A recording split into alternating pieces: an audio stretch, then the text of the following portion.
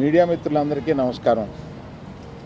2 రోజులుగా ఇండస్ట్రీలో జరుగుతున్న విషయాలన్నీ మీకు అవగాహనలోనే ఉన్నాయి కాబట్టి వాటి గురించి వివరంగా చెప్పకుండా నేను వాటిలో వచ్చిన కొన్ని విషయాల గురించి నేను ఇక్కడ ప్రస్తావించడానికి మిమ్మల్ని అందరినీ ఆహ్వానించాను. ఇవాళ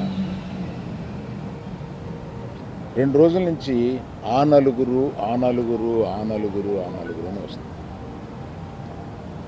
ఆ నలుగురు కొంచెం ఆ నెగిటివ్ షేడ్ తోటి ఆ నలుగురు కబంధాస్తాలతోటి ఈ ఇండస్ట్రీని పట్టుకున్నారు.